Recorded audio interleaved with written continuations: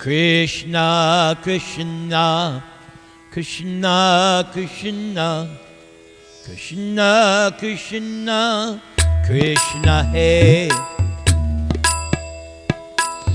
Krishna, Krishna, Krishna, Krishna, Krishna, Krishna, Krishna, hey. Krishna, Krishna, Krishna, Krishna, Krishna, Krishna, Rakshamam. Krishna, Krishna, Krishna, Krishna, Krishna, Krishna, Hakimam. Rama Raghava, Rama Raghava, Rama Raghava, Rakshamam. Krishna Keshava, Krishna Keshava, Krishna Keshava, Hakimam. Nama Om Vishnu Padaya, Krishna Preshtaya Bhutale, Srimate Bhakti Vedanta Swaminiti Namine.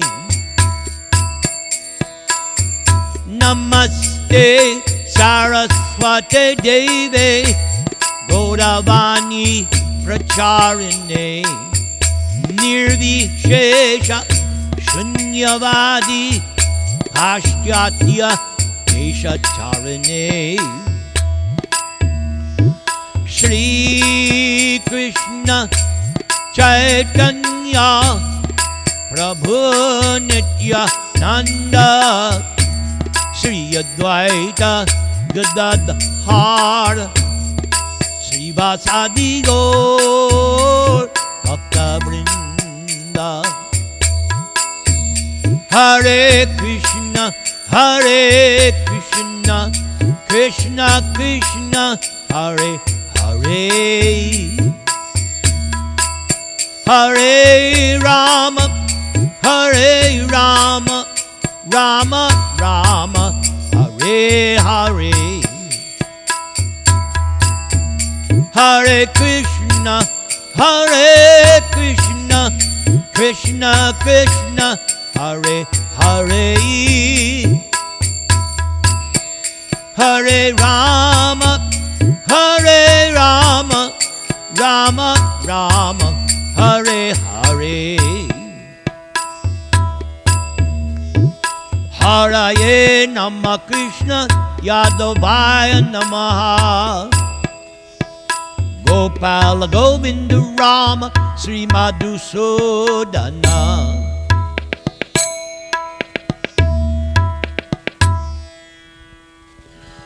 Om Apavitra Pavitrova Sarva Avasthang Gatopiva Ya Smaret Pundarika Aksham Sa Bhashya Abhyantara Shuchi.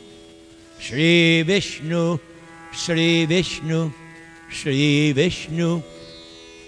Om Ajnana Timarandasya Jnana Anjana Shalakaya Chaksurin Militang Yena Tasmai Sri Gurave Namaha. Mukam Karoti Vachalang Pangung Lang Hayate Girim Yat Kripa Tamahang Vande Sri Gurung Dinataranam. Yat Kripa Tamahang Vande Parama Ananda Madhavam. Trinada Pisu Nichena Charar Iva Sahishnuna.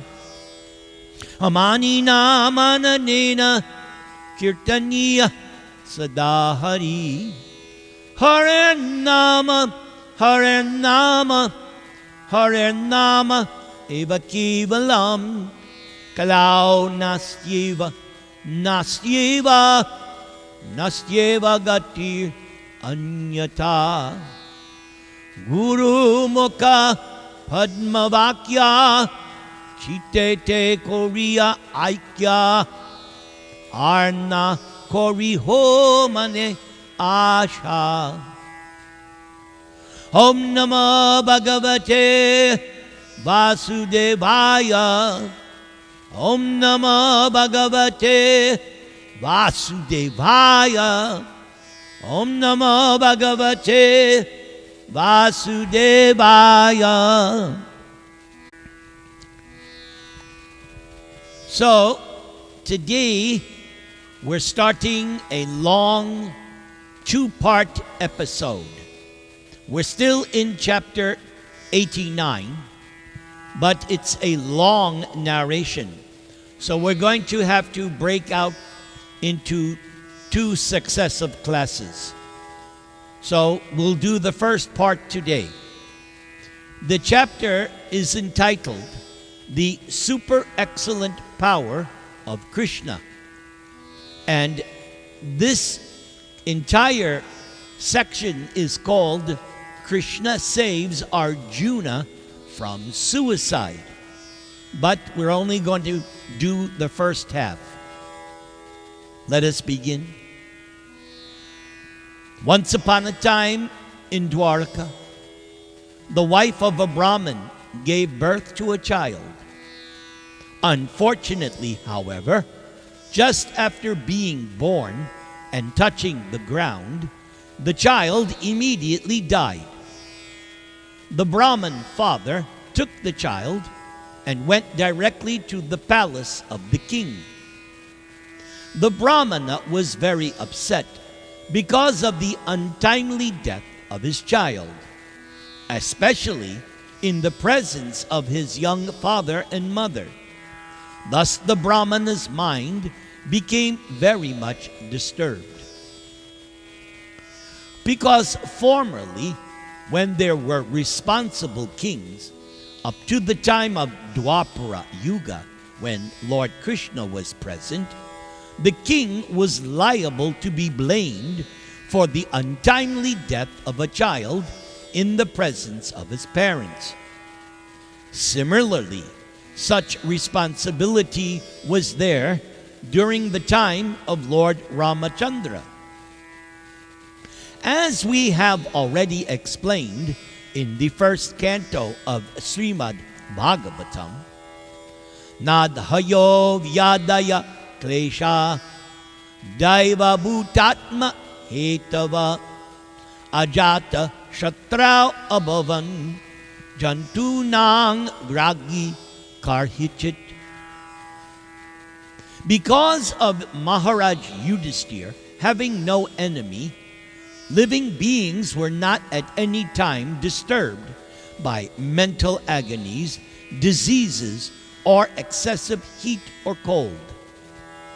The king was so responsible for the comforts of the citizens that the king was to see that there was not even excessive heat or cold. Now, the Brahmana whose child had died, thinking there was no fault on his own part, immediately went to the palace door with the dead child in his arms and accused the king as follows.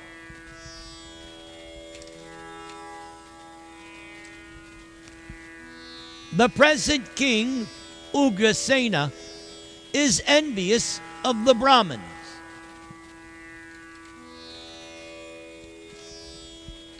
The exact word used in this connection is Brahma Dvisha. One who is envious of the Vedas, or of a qualified Brahmin, or of the Brahmana caste, is called Brahma Dvisha. So the king was accused of being Brahma Dvish. At that time, Ugrasena was king of Dwaraka, and so he was also accused of being Shatadi, falsely intelligent. The executive head of a state must be very intelligent to see to the comforts of the citizens.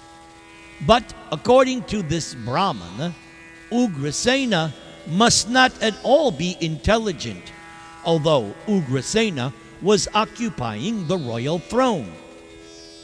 Therefore, this Brahmana, also called Ugrasena by the word lubda, which means greedy. In other words, a king or an executive head of state should not occupy the exalted post of president or king if he is greedy and self-interested.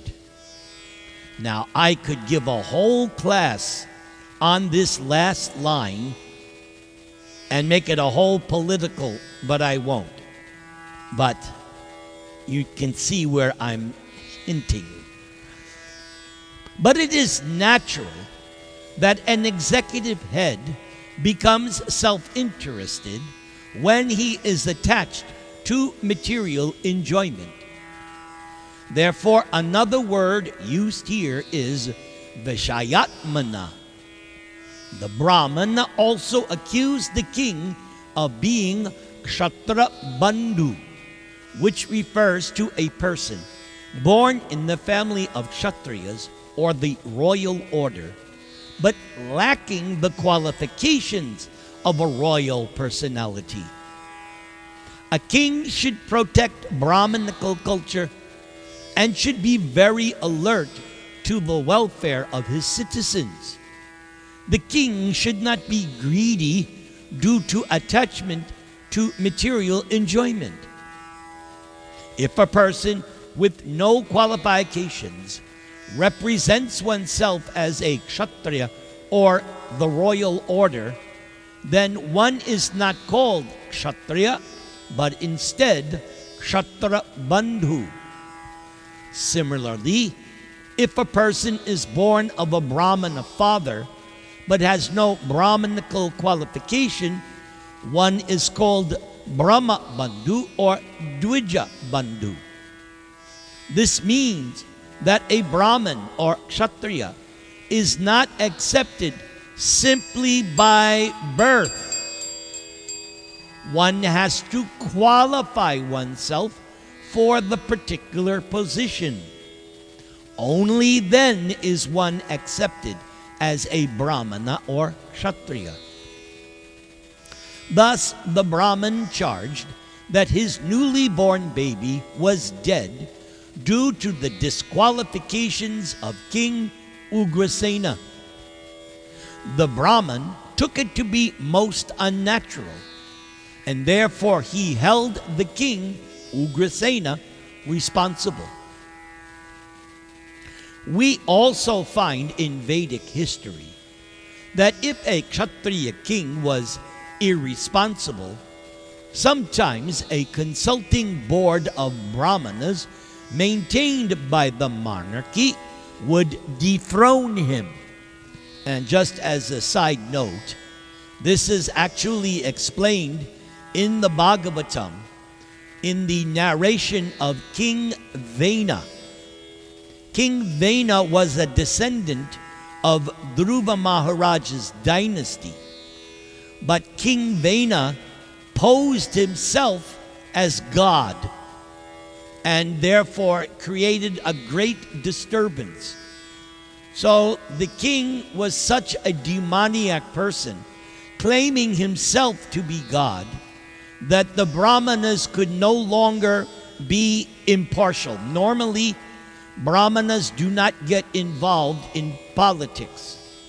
But in this instance, because there was such a disruption and the people were actually being tormented and abused, and this King Vena was completely making everything hellish, the Brahmanas cursed Vena, and just by their high-sounding words, they killed Vena. Then they took the dead body of Vena, churning the legs and arms, and came out with Maharaj Prithu, who is described nicely in the 4th canto as a Shakya Avesh avatar. So, what Prabhupada just wrote here refers to that story in the 4th canto. Let us continue. Considering all these points, it appears that the post of monarch in Vedic civilization is a very responsible one. The Brahmana therefore said, "In my opinion, no one should offer respects or worship to a king whose only business is envy.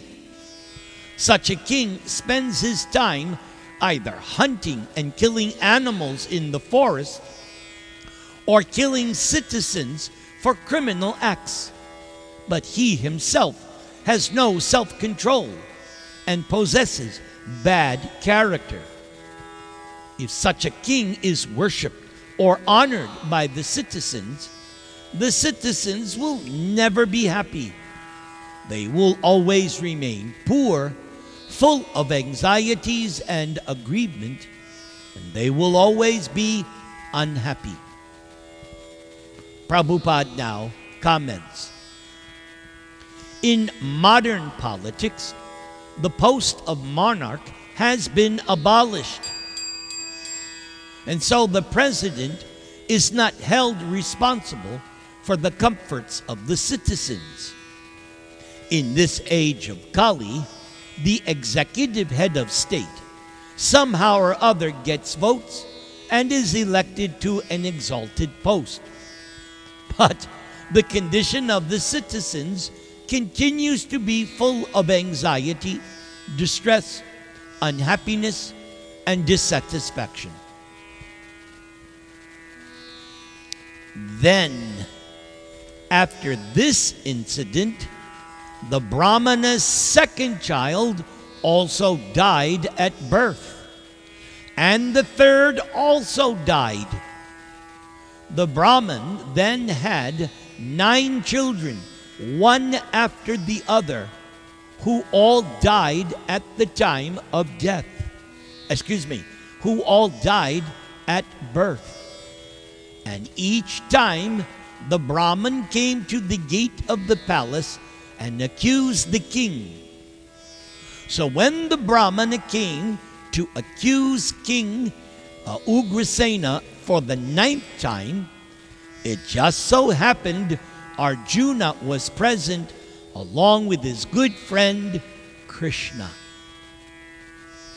On hearing that a Brahmana was accusing the king of not properly protecting him, Arjuna became inquisitive, and so he approached the Brahman and spoke. "My dear Brahmana, why do you say that there are no proper Kshatriyas to protect the citizens of your country? Is there not even someone who can pretend to be a Kshatriya, who can carry a bow and arrow and at least make a show of protection?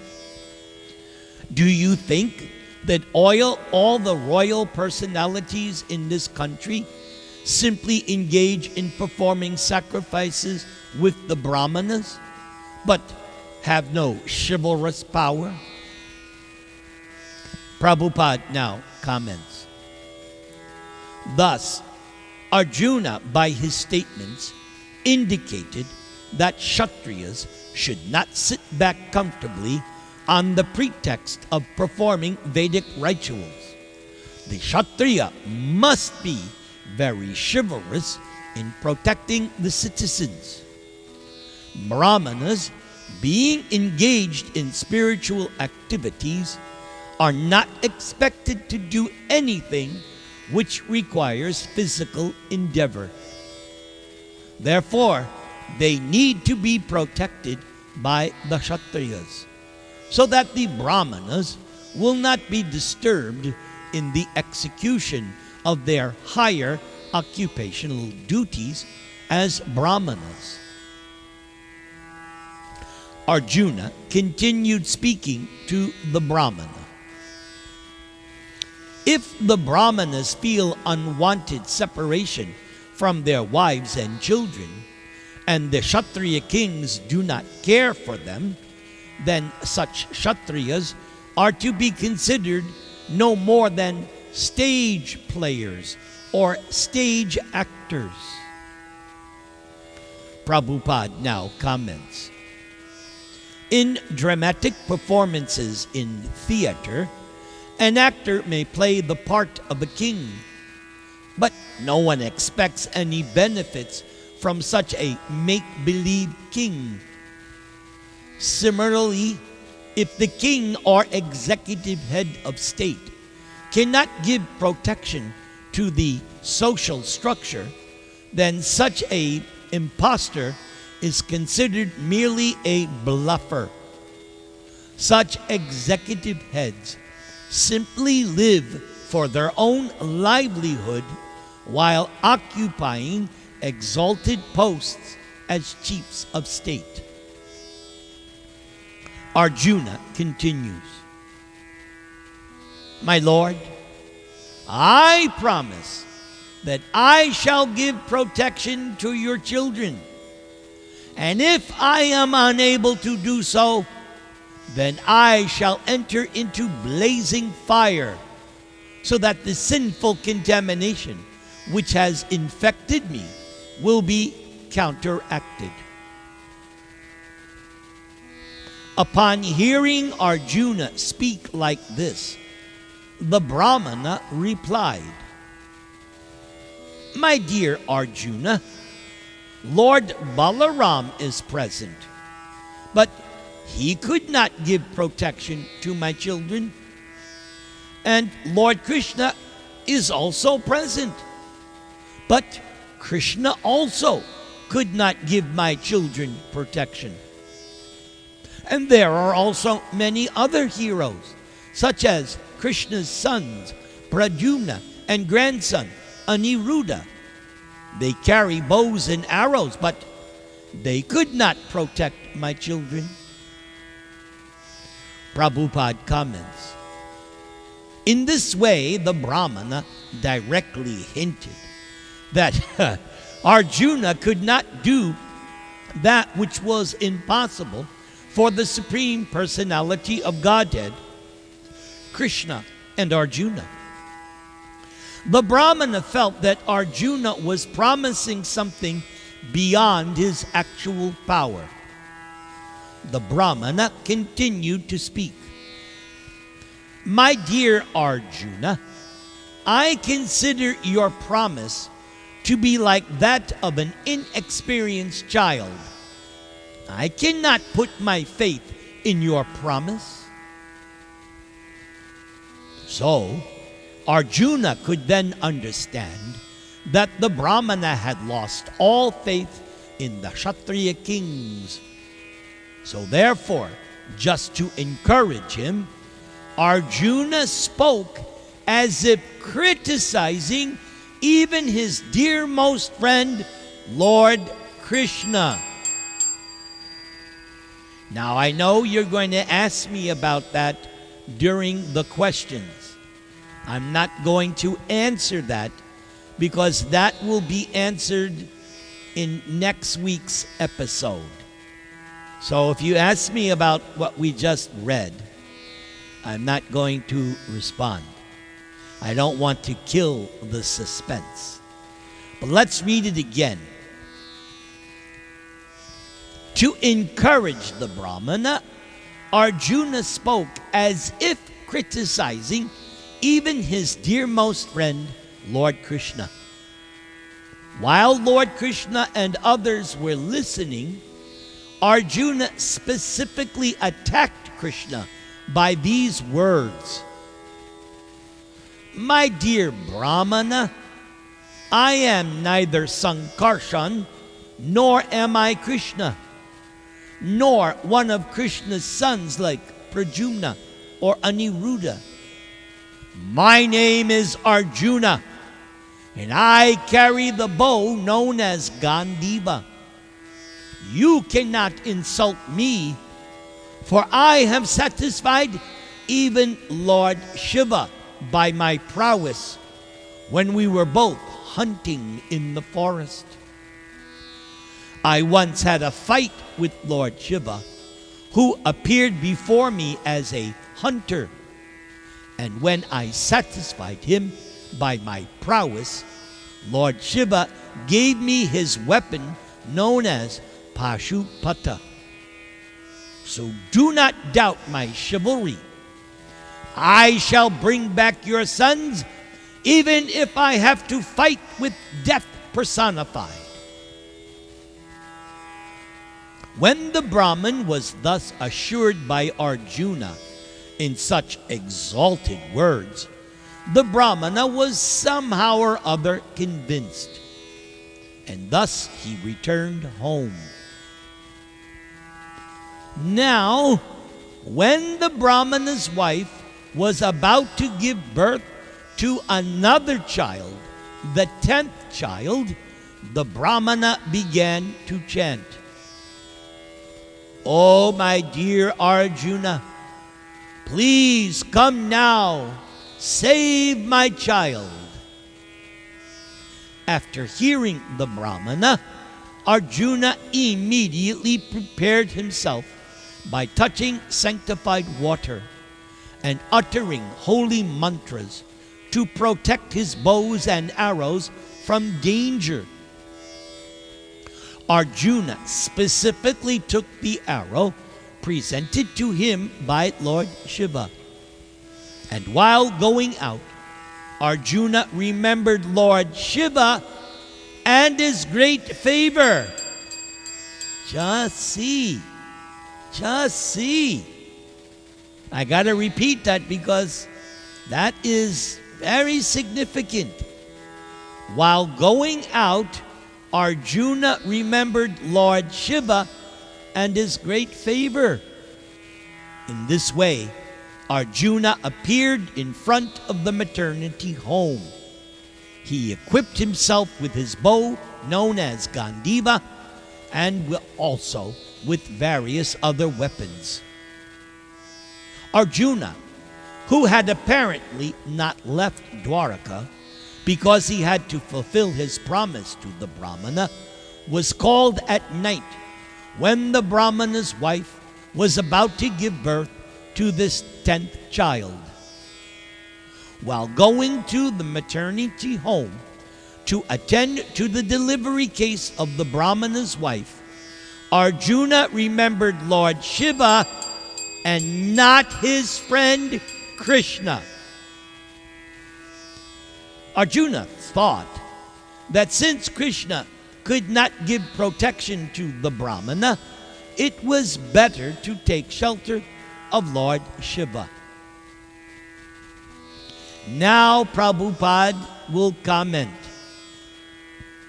So here is another instance of how a person takes shelter of demigods.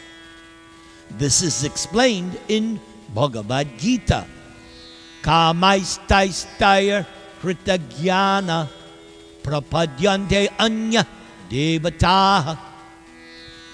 A person who loses one's intelligence because of greed and lust forgets the Supreme Personality of Godhead and takes shelter of demigods. Now, of course, Arjuna was not an ordinary living entity, but because of his friendly dealings with Krishna, Arjuna thought that Krishna was unable to give protection to the Brahmana and that Arjuna would do better to remember Lord Shiva. Later, it will be shown that Arjuna's taking shelter of Lord Shiva instead of Krishna was not at all successful.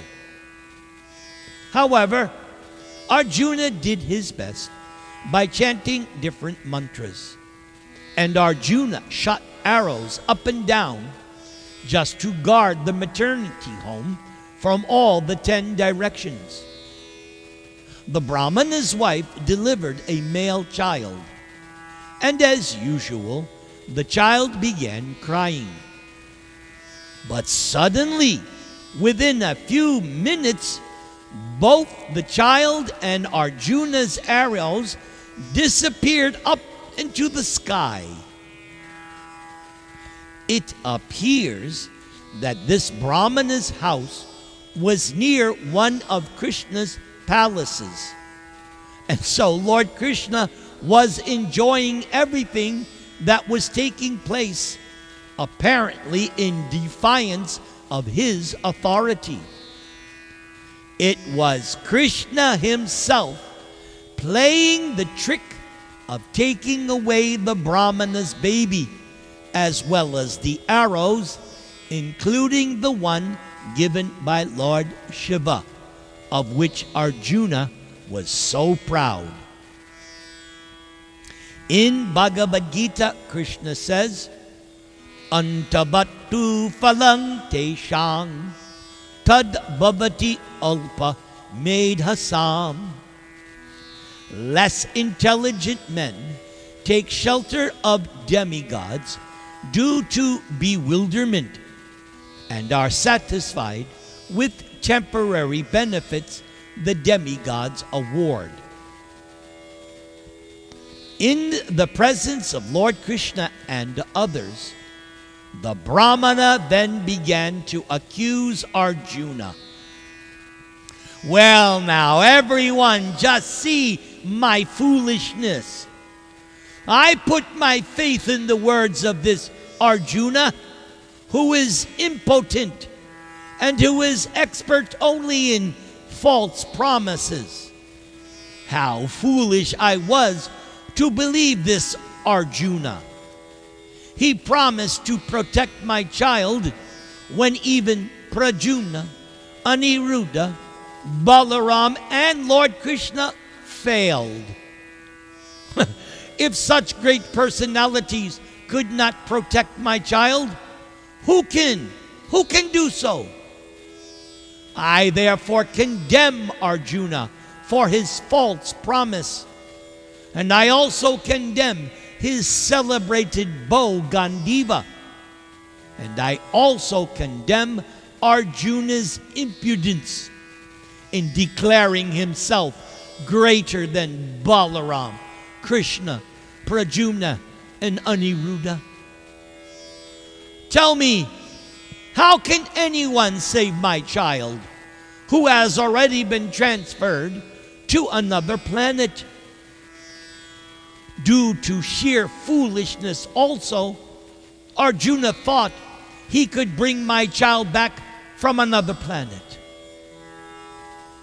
And thus, condemned by the Brahmana, Arjuna empowered himself with a mystic yoga perfection so that he could travel to any planet within the universe to find the Brahman's baby.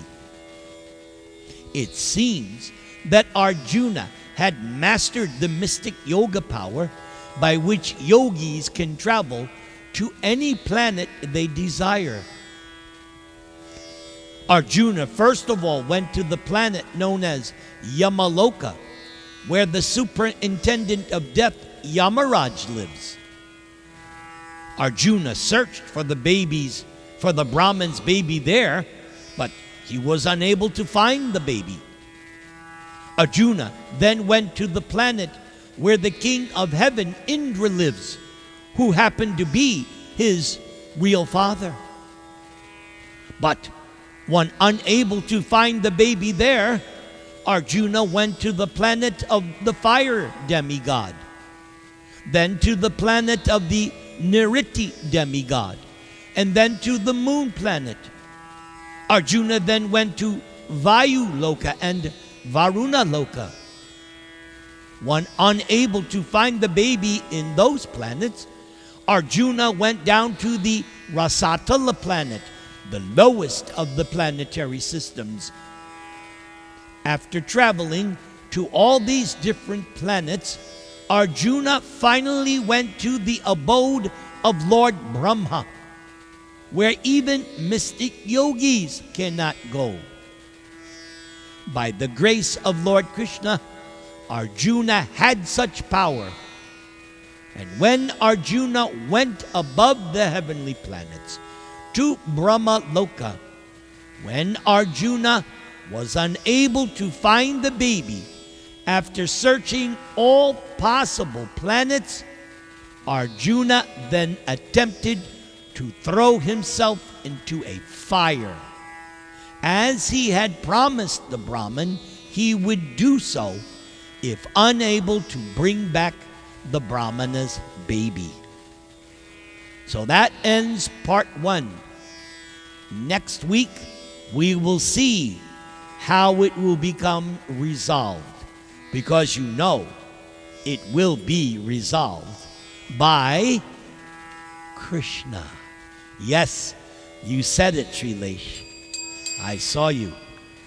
All right, it's time for the prayers to Lord Nrsinga. Let us do this.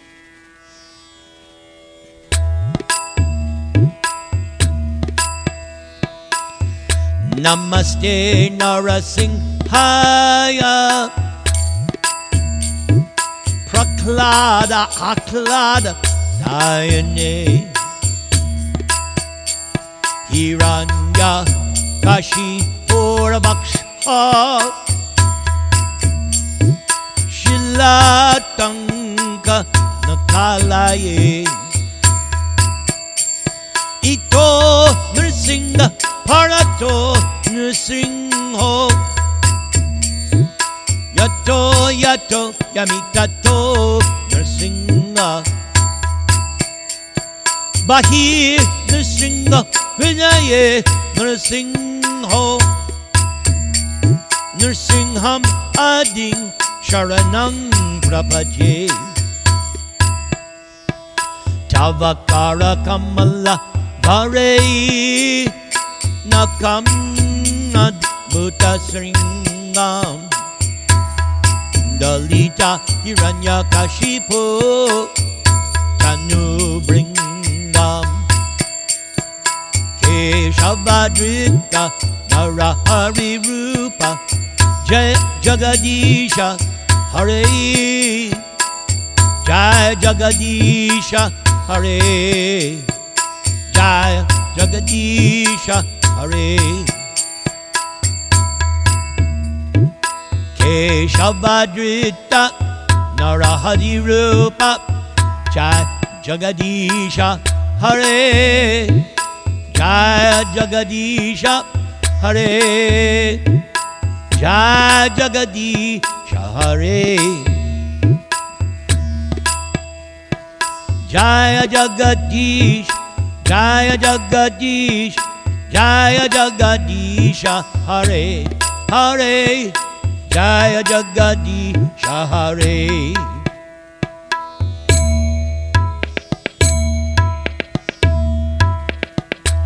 Om Tat Sat.